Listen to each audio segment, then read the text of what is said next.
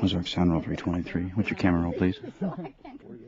Camera roll 348, beginning. Well, Milt Rafferty told me another reason, which he seemed very sure of. I mean, you know, you'll... This spring, in August, this spring sort of disappears. So he wouldn't put it over here because that was the wettest spot. And as now you can see, we've got a good spring through here. You'll have to step over. But this is what will feed my lake when the water starts falling. When the lake drops too far, I'll take this stopper off and let the water go into the lake constantly. See the bubbles? Over there's where the water's coming up. This is one of the old original springs because they'd filled it up with plow blades and broken dishes and all kinds of goodies.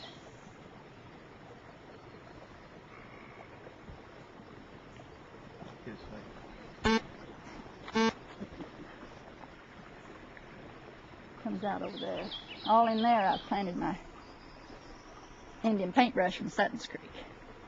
It really bloomed this year real well. And on the bank I have peppermint. Uh-oh. Frog.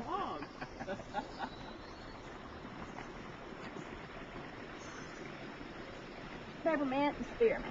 Well, tell us about your, start telling us about your collection of plants and what you're doing here. Well, I like to, from early spring until late fall, there's always something blooming. And I like to just look at flowers and plants and shrubs, and I've just started going around collecting a few. Usually I try to find something from this type of terrain. Indian paintbrush from Sutton's Creek comes from this very type of ground and wet. And I've never put a one out yet that didn't grow. A lot of this other is just natural. It's always been here. Get a slate. Back over here Neither. But now I had some people down from a college up in St. Louis that were doing a nature course for the summer. And they came and picked a lot of this. And then we had the dinner. Maybe you were out at Timber when that group was down. Well, we've lived here 18 years. I guess in November it'll be 18 years. And at that time there was a tiny yard around the house, and this was a field, a calf pasture. And as the years went on, we did less and less farming, and I did more and more sort of beautifying the place. And then after I retired from teaching, it was just one of the things I liked to do. Each year I increased it up the hill about 6 feet, and then I had this cleared off one summer, and I just happened to think what a nice lake that would make. There was one cedar out there, so I called a ASC man over and asked him if I could put one here, and he didn't much think so. Because of the creek, he thought the creek would flood it out. But I called a man over with a bulldozer and asked him if he thought he could put one here that the creek would stay out of, and he said he could. So I gave him a day and told him to come ahead. I'd like to have it in there. So when he came over, I told him to leave the hump in the middle and the tree on there. He just kind of shook his head and decided that's what he'd do, but he smiled sort of. Shannon came home about 10 o'clock and he said, "Oh, take that tree out. Who ever heard of a pond with a tree right in the middle of it?" I said, "No, that's not a pond anyhow, that's a lake." Even if it is little, there won't be any cattle in it. Well, what does this place mean to you now? How important is it? Oh, it's very, very important. I love every minute I work on it. It's a hobby to keep it going, beautified. I love to have my kids and anybody that loves to come over and look at it. I see people drive by and notice it. And it's just a continuous pastime of watching the flowers bloom and the birds, and honeybees. Can you tell us that story about the Santa Clara Valley? Yes, I went to California and visited my daughter one time. I had been to California a long time ago and thought it would be the most wonderful place to live in the world, but I went back, I think, 5 years ago and went to San Jose where she lived, and we drove around and went down to LA once and back up, and to me there seemed to be more houses and more roads than ever before, and I kept thinking about my little valley back in the Ozarks, and I made the statement later that I wouldn't trade my little holler down in Shannon County for the whole San Jose Valley. I still feel the same. I wouldn't. No cars whizzing by all the time, and the sounds you hear are birds and hummingbirds, and have a new bluebird. Family just moved in my house down there, and I spent the last 3 days sitting watching them. Ms. Hunter, have you ever had a desire to move back to California? No. They say if you wear out a pair of shoes in the Ozarks, you just cannot get away. And I think that's true. Why? I've been back this. I don't know. It's just an old saying. The old-timers always say if you wear out a pair of shoes in the Ozarks, you can't get away. And I think that's true. I've never really felt a desire to go back. I think the noise, I don't have any desire to go to any cities and live. I don't mind visiting a little bit. But as for living, no.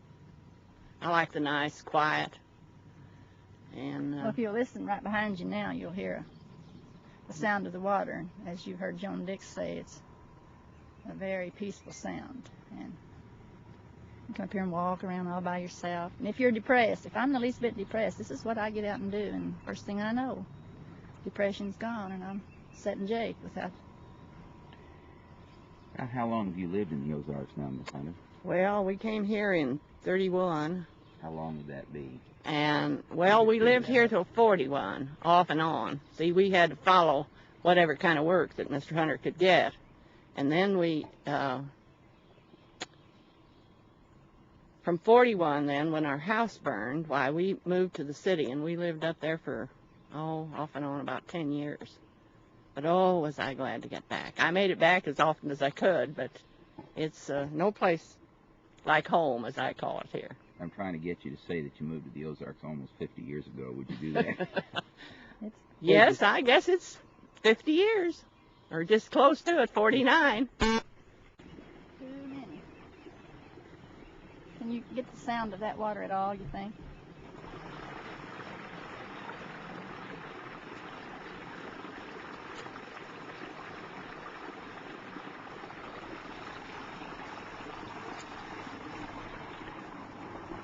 Hunter, what did you think when you first moved to the Ozarks?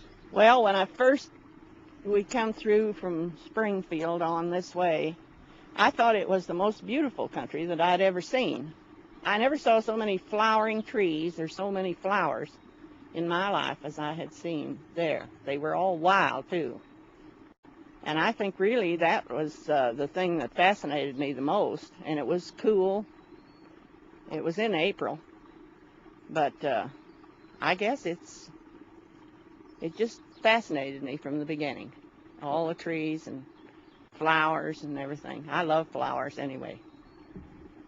What about the first time you saw Blair Creek and where you were going to live? Well, They want to hear your impression of that good house. well, the first time that I saw the house, I thought it was a barn. It was just an old sawmill house. And I said to my husband, I said, why, they can't live there. That's nothing but a barn. And he said, no, that's where they live. And pretty soon a light came on, and they said, get out, come in. So we got out, and sure enough, it was a house. What did you find difficult about Adjusting? on setting up family life here? Well, the most difficult was the thing of being so far away from everyone. See, it was 1.5 miles from our nearest neighbor, and it was about 2 miles from where we got our mail, and town was 18 miles where you could buy anything. So I think first it was really the distances. But I liked it. The children were well. Most important thing to me in the world was having the children healthy. They were never healthy in California. They were sick all the time, and it was doctor bills. And so I would see them run and play and go barefooted was the most wonderful thing in the world to me. And I said I could live anywhere as long as the children were well. And I pretty well made it. How did your husband feel about Well, of course, he had lived down here. See, he was born up around Kabul, but he had lived down in here and worked in the sawmills and everything that were down here. So it wasn't anything new to him. And I think he adjusted very well to it. Lots of hard work, but I learned a lot of things when I was down here. I learned how to wash clothes on a board, how to make soap with ashes, how to scour my silver with ashes, which I didn't know that you could do that until I saw my sister-in-law polishing her spoons and forks with the ashes. I said, what you can't learn when you get down here and have it kind of rough. Tell us about opening your farm out on Blair. Wait just a second. Can I get some? I'd like to get some shots of the flower in your hand, just the way. No, just play with it the way you were. You just. Oh. Why don't you get a slate while you can? Yeah. 254 tail slate.